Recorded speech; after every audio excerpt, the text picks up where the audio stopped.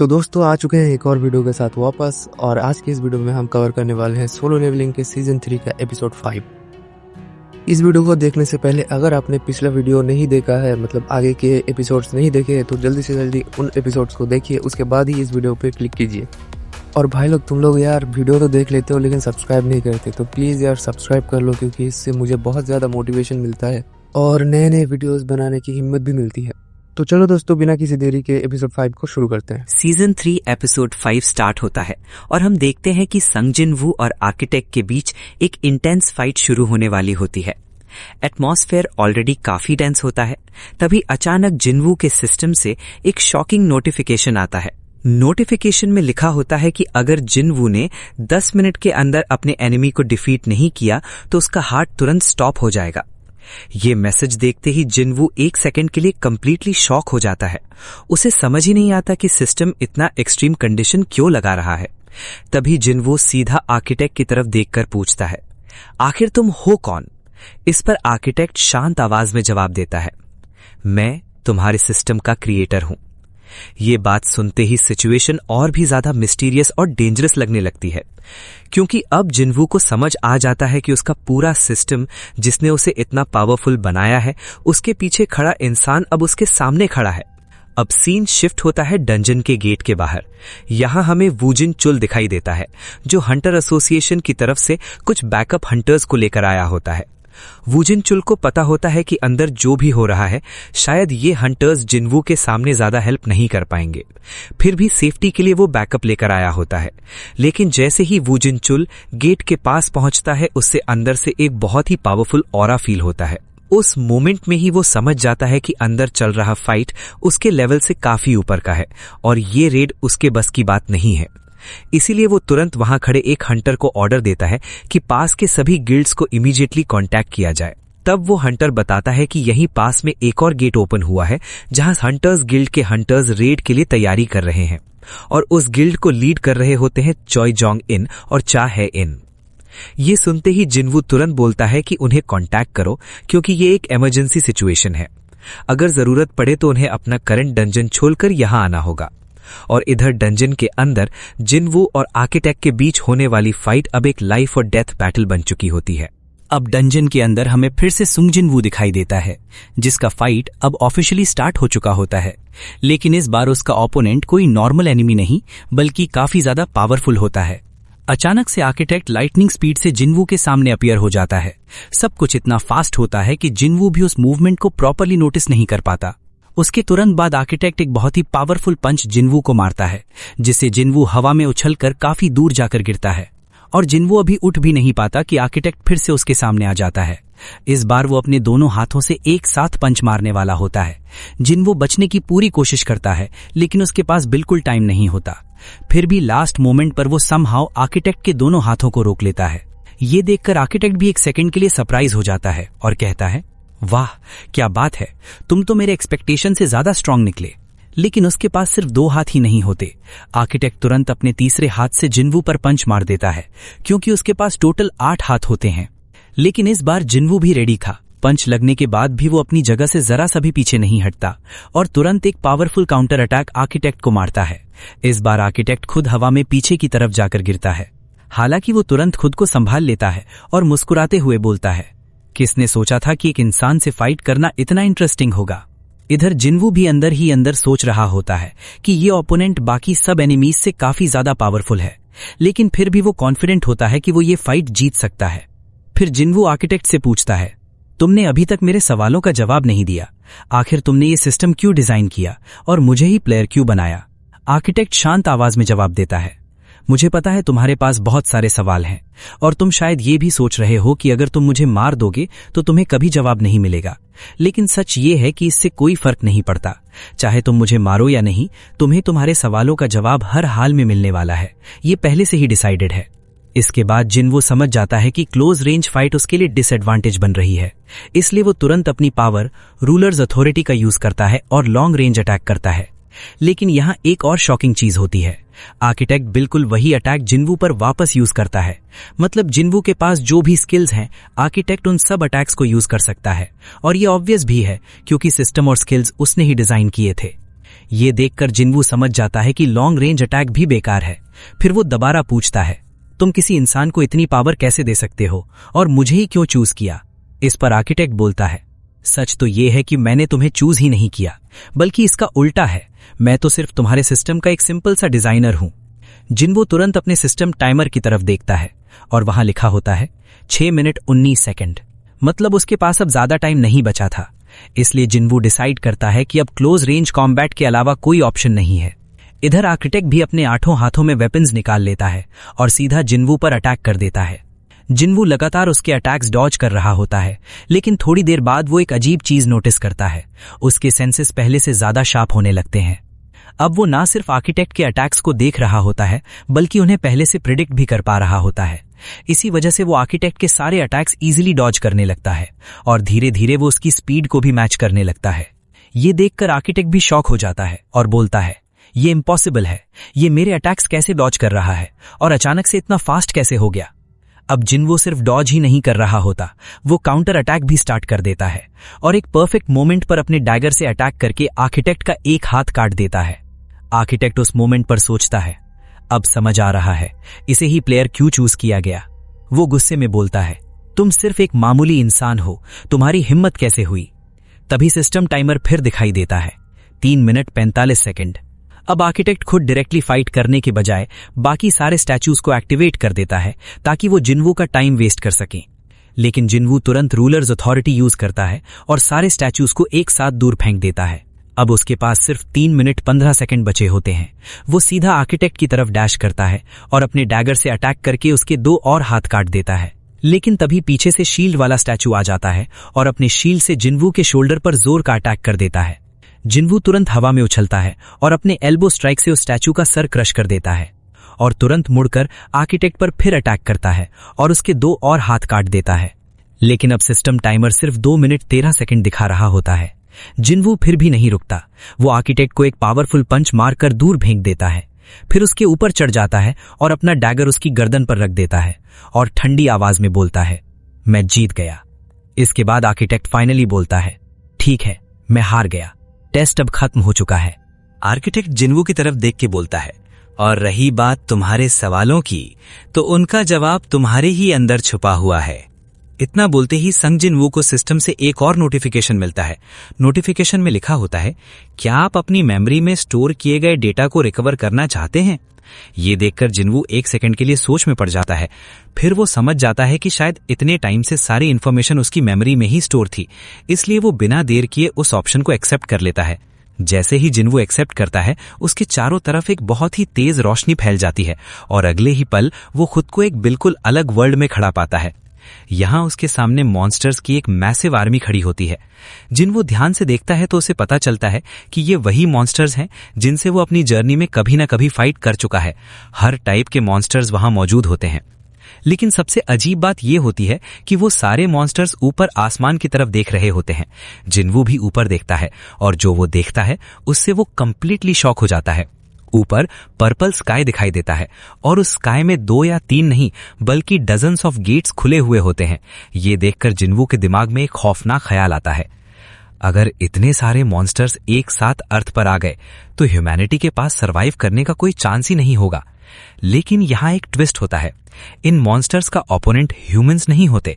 तभी उन गेट्स में से सिल्वर आर्मर पहने हुए सोल्जर्स नीचे उतरना शुरू कर देते हैं।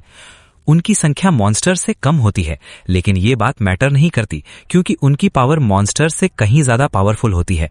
कुछ ही पल में बैटलफील्ड पर एक मैसिव वॉर शुरू हो जाता है और सिल्वर सोल्जर्स एक के बाद एक मॉन्स्टर्स को बहुत इजीली मारने लगते हैं। वॉर स्टार्ट हुए ज्यादा टाइम भी नहीं होता और कुछ ही देर में सिल्वर आर्मी ऑलमोस्ट सारे मॉन्स्टर्स को खत्म कर देती है। बैटलफील्ड का सीन इतना ब्रूटल हो जाता है कि वहां खून की नदियां बहने लगती हैं और हर तरफ चीखने चिल्लाने की आवाज गूंज रही होती है। लेकिन तभी वहां कुछ अनएक्सपेक्टेड होता है। मॉन्स्टर की साइड से एक शैडो के अंदर से एक सोल्जर सामने आता है। वो अपनी गहरी आवाज में सिर्फ एक शब्द बोलता है, अराइज, और उस एक शब्द के साथ ही बैटलफील्ड का पूरा सीन बदल जाता है। जितने भी मॉन्स्टर्स अभी तक मर चुके थे वो सब एक एक करके दोबारा खड़े होने लगते हैं, लेकिन इस बार वो नॉर्मल मॉन्स्टर्स नहीं होते, वो सब शैडो सोल्जर्स बन चुके होते हैं। ये देखकर जिन्वू तुरंत समझ जाता है कि ये एबिलिटी उसकी ही पावर जैसी है। वो हैरानी से सोचता है, ये तो मेरी पावर है, लेकिन इतने सारे शैडो सोल्जर्स तो मैं भी एक्सट्रैक्ट नहीं कर सकता।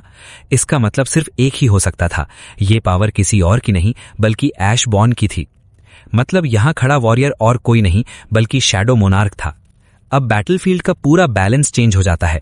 जो फाइट अभी तक सिल्वर आर्मी वन साइडेड जीत रही थी, वो अब स्लोली रिवर्स होने लगती है। शैडो मोनार्क और उसकी इमॉर्टल शैडो आर्मी धीरे धीरे ऑलमोस्ट सारे सिल्वर सोल्जर्स को खत्म कर देते हैं। लगता है जैसे विक्ट्री अब उनकी होने ही वाली है, लेकिन तभी वहां फिर से कुछ अनएक्सपेक्टेड होने वाला होता है और उसी मोमेंट पर सीन शिफ्ट हो जाता है। अब हमें डबल डंजन के गेट के बाहर का सीन दिखाया जाता है। यहाँ वू जिनचुल वापस आ चुका होता है और इस बार वो अपने साथ हंटर्स गिल्ड के मेंबर्स को भी ले आया होता है। उनके साथ होते हैं गिल्ड के लीडर चोई जोंग इन और चा हा इन। गेट के बाहर खड़े खड़े ही जोंग इन अंदर से आने वाली extremely strong magic power feel कर लेता है। वो जिनचुल से पूछता है, तुम श्योर हो ना कि जिनवू यहीं अंदर है? जिनचुल तुरंत जवाब देता है, हाँ बिल्कुल। इसके बाद जैसे ही वो लोग गेट ओपन करते हैं, अंदर का कंप्लीट डिस्ट्रक्शन देखकर सब शॉक हो जाते हैं। हर तरफ टूटे हुए स्टैचूज और बैटल के निशान दिख रहे होते हैं। तभी उनकी नजर आर्किटेक्ट और बाकी के स्टैचूज पर पड़ती है। जिनचुल ब्रीरे से बोलता है, तो इसका मतलब स्टोन स्टैचू सच में रियल थे? तभी आर्किटेक्ट भी उन सबको देख लेता है और हैरानी से बोलता है, ये क्या है? मुझे जहां तक याद है मैंने ह्यूमंस को इनवाइट नहीं किया था। एक स्टैचू को इंसानों की लैंग्वेज में बोलते देखकर वहां खड़े ऑलमोस्ट सभी हंटर्स शॉक हो जाते हैं। उनमें से ज्यादातर ए रैंक और बी रैंक के हंटर्स होते हैं और उन्होंने कभी भी बोलने वाले मॉन्स्टर्स नहीं देखे थे, वो भी इंसानों की लैंग्वेज में। वो सब आपस में बात करने लगते हैं। तभी आर्किटेक्ट उन्हें गुस्से में बोलता है, चुप हो जाओ वरना तुम लोग किंग की नींद खराब कर दोगे। ये सुनते ही सब हंटर्स कंफ्यूज हो जाते हैं। वो पूछते हैं, किंग? कौन किंग? तभी उनकी नजर दूर खड़े जिनवू पर पड़ती है। वो बस एक जगह बिल्कुल सीधा खड़ा होता है, बिना हिले डुले, क्योंकि उस वक्त जिनवू अभी भी दूसरे वर्ल्ड के विजन में खोया हुआ होता है। हंटर्स अभी उसे देख ही रहे होते हैं कि तभी आर्किटेक्ट अचानक से उन पर अटैक कर देता है और सिर्फ एक ही अटैक में वो 3 हंटर्स को वहीं खड़े खड़े मार देता है। उन्हें रिएक्ट करने का मौका तक नहीं मिलता। ये देखकर चाहा इन भी एक पल के लिए शॉक हो जाती है। आर्किटेक्ट उन सब की तरफ देखकर ठंडी आवाज में बोलता है, तुम लोग काफी स्ट्रांग हो, इसलिए तुम लोगों का सैक्रिफाइस किंग को ऑफर किया जाएगा। और यहीं से सिचुएशन और भी ज्यादा डेंजरस हो जाती है। आर्किटेक्ट के अटैक के बाद जो हंटर्स इंजर्ड हो जाते हैं, उन्हें तुरंत हीलर हील करना स्टार्ट कर देता है। इसी बीच हमें दिखाई देता है कि बाकी के स्टोन स्टैचूज भी आके हंटर्स को चारों तरफ से घेर लेते हैं। उनके साथ वो बड़ा वाला स्टैचू भी होता है जो अपनी आंखों से लेजर बीम फायर करना स्टार्ट कर देता है। किसी तरह हंटर्स उस अटैक से बच जाते हैं और सिचुएशन को कंट्रोल करने के लिए चॉय जोंग इन खुद उस बड़े स्टैचू से फाइट करने के लिए आगे बढ़ जाता है। वो बाकी हंटर्स को कहता है कि जब तक वो बड़ा स्टैचू डिस्ट्रैक्ट रहे तब तक वो लोग मिलकर छोटे स्टैचूज को डिफीट करें। लेकिन बहुत जल्दी उन्हें एक शॉकिंग चीज रियलाइज होती है। जो स्टैचूज को सुंग जिनवू कुछ ही सेकेंड्स में डिस्ट्रॉय कर रहा था, उन्हीं स्टैचूज को मिलकर भी ए रैंक और बी रैंक हंटर्स एक स्क्रैच तक नहीं दे पा रहे थे। इवन वू जिनचुल भी उन्हें प्रॉपरली डैमेज नहीं कर पा रहा होता। ये देखकर जोंगिन समझ जाता है कि ऐसे फाइट करते रहे तो सब मर जाएंगे। वो तुरंत सोचता है, ऐसे बात नहीं बनेगी, जिनवू को जगाना ही पड़ेगा। और इसीलिए वो एक फायर अटैक जिनवू की तरफ करता है ताकि वो शॉक से जग जाए। लेकिन अटैक जिनवू तक पहुंचने से पहले ही आर्किटेक्ट बीच में आकर उसे रोक देता है। वो गुस्से में बोलता है, तुम्हारी हिम्मत कैसे हुई किंग को जगाने की? इधर बाकी हंटर्स किसी तरह स्टैचूज को रोकने की कोशिश कर रहे होते हैं। वो लोग चाहे इनसे कहते हैं कि वो जाके जिनवू को जगाए। चाह जिनवू की पेपर बढ़ने ही वाली होती है कि तभी सीन फिर से शिफ्ट हो जाता है। अब हमें जिनवू की मेमोरी का नेक्स्ट पार्ट दिखाया जाता है। यहाँ शैडो मोनार्क की आर्मी ऑलमोस्ट वॉर जीतने ही वाली होती है, लेकिन तभी आसमान में एक और बड़ा गेट खुल जाता है। उस गेट से सिल्वर सोल्जर से फाइट करने नहीं आते, बल्कि सीधा शैडो मोनार्क पर अटैक कर देते हैं। ये देखकर जिनवू काफी कंफ्यूज हो जाता है, लेकिन ये फाइट भी ज्यादा देर नहीं चलती। शैडो मोनार्क की आर्मी कुछ ही पल में उन सब मॉन्स्टर्स को खत्म कर देती है। आखिर में सिर्फ डीमन किंग बारान ही जिंदा बचता है। शैडो मोनार्क उसका गला पकड़कर उसे हवा में उठा लेता है और उसे मारने ही वाला होता है, लेकिन अचानक वो उसे नीचे छोड़ देता है। तभी जिनवू रियलाइज करता है कि वो शैडो मोनार्क की बॉडी के अंदर से सब कुछ देख रहा है, और उस मोमेंट पर उसे एक अजीब सा एहसास होता है। उसके पास 2 हार्ट्स धड़क रहे होते हैं, एक नॉर्मल हार्ट और एक ब्लैक हार्ट जो शैडो मोनार्क का था। उसके तुरंत बाद सिस्टम का नोटिफिकेशन आता है, मेमोरी अपडेट सक्सेसफुल। और सीन वापस डबल डंजन के अंदर शिफ्ट हो जाता है। इधर चाहे इन जिन्वू को जगाने के लिए उसकी तरफ जा रही होती है, लेकिन फिर से आर्किटेक्ट बीच में आ जाता है। वो गुस्से में बोलता है, मेरा प्लान बर्बाद करने की कोशिश मत करो। लेकिन चा रुकती नहीं, वो सीधा आर्किटेक्ट पर अटैक कर देती है। आर्किटेक्ट आसानी से अटैक डॉज कर लेता है और काउंटर में चा के हाथ को हल्का सा कट कर देता है। बाकी हंटर्स की भी हालत काफी बुरी हो चुकी होती है। चा फिर भी जिन्वू की तरफ बढ़ने की कोशिश करती है। तभी एक अजीब चीज होती है, उसकी बॉडी के अंदर से जिन्वू का शैडो सोल्जर बाहर आने की कोशिश करता है, लेकिन किसी वजह से बाहर नहीं आ पाता।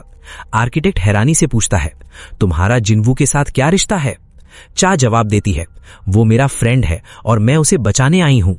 आर्किटेक्ट थोड़ी देर सोचता है और बोलता है, ठीक है, मैं तुम्हें आज एक चांस दूंगा, क्योंकि आज के दिन दुनिया का सबसे पावरफुल मोनार्क जन्म लेने वाला है, इसलिए मैं तुम्हें ये ग्लोरियस मोमेंट देखने का मौका दूंगा।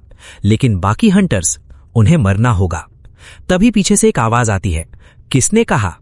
आर्किटेक्ट कंफ्यूज होकर पीछे मुड़ता है और अगले ही पल जिन्वू बिल्कुल उसके सामने अपीयर हो जाता है और बिना किसी वार्निंग के उसके फेस पर एक जबरदस्त पंच मारता है। पंच इतना पावरफुल होता है कि आर्किटेक्ट का चेहरा ही बिगड़ जाता है। जिन्वू उसके ऊपर चढ़कर गुस्से में पूछता है, तुमने मेरी बॉडी के साथ आखिर किया क्या है? आर्किटेक्ट शॉक में बोलता है, ये इम्पॉसिबल है, तुम किन नहीं हो सकते। ब्लैक हार्ट मिलने के बाद भी तुम चेंज कैसे नहीं हुए? तभी जिन्वू को सिस्टम का एक और नोटिफिकेशन मिलता है। ब्लैक हार्ट की वजह से उसका माना अब 100,000 से भी ज्यादा हो चुका होता है। मतलब जिन्वू अब पहले से लगभग 10 गुना ज्यादा पावरफुल हो चुका था। आर्किटेक्ट का रिएक्शन देखकर जिन्वू समझ जाता है कि आर्किटेक्ट नहीं चाहता था कि उसे ब्लैक हार्ट मिले। असल में ऐशबॉर्न ने जिन्वू का पोटेंशियल देखकर अपना डिसीजन चेंज कर लिया था। जिन्वू आर्किटेक्ट से बहुत सारे सवाल करता है, लेकिन आर्किटेक्ट शॉक में होता है। वो गुस्से में बोलता है, मैं तुम्हारा सिस्टम ही डिस्ट्रॉय कर दूंगा। वो सिस्टम को कंट्रोल करने की कोशिश करता है, लेकिन तुरंत एक नोटिफिकेशन आता है, system has blocked creators access. अब जिन्वू खुद अपने सिस्टम को कंट्रोल कर सकता था और इसी के साथ वो अपना फाइनल अटैक करता है और आर्किटेक्ट को हमेशा के लिए खत्म कर देता है। सीन फिर डंजन के बाहर शिफ्ट होता है। वू जिन चुल और बाकी हंटर्स की हालत काफी बुरी होती है। इस रेड में टोटल 20 हंटर्स मर चुके होते हैं। जुनचिल जिन्वू से पूछता है, तुम्हें कैसे पता चला कि ये डबल डंजन है? जिन्वू सिंपल सा जवाब देता है, डंजन ने ही मुझे बुलाया था, मुझे एक मैसेज आया था। जुनचिल को अब भी कुछ समझ नहीं आता। तभी चा हेन वहां आती है और पूछती है, तुम ठीक हो ना? जिन्वू हल्का सा मुस्कुराता है और कहता है, हाँ, बस थोड़ा सा थक गया हूं। और इतना बोलते ही वो वहीं बेहोश हो जाता है। और इसी मोमेंट के साथ सीजन 3 एपिसोड 5 ये इंटेंस एपिसोड यहीं एंड हो जाता है। बस दोस्तों, आज के लिए इतना ही। वीडियो का कौन सा पार्ट आपको सबसे बेहतर लगा कमेंट में जरूर बताना। मैं अपने वीडियोस की क्वालिटी और भी इम्प्रूव करना चाहता हूं और मुझे उसके लिए आपकी मदद चाहिए। आप मुझे सपोर्ट करने के लिए मेरे चैनल के मेंबर बन सकते हैं। इससे मुझे नए गैजेट्स और बेहतर एडिटिंग में मदद मिलेगी और आपको मिलेंगे स्पेशल बैच, प्रायोरिटी रिप्लाईज जैसे एक्स्ट्रा बेनिफिट्स। आपका छोटा सा सपोर्ट भी मेरे लिए बहुत ज्यादा वैल्यूएबल है। मिलते हैं अगले वीडियो में, तब तक के लिए टेक केयर, बाय बाय।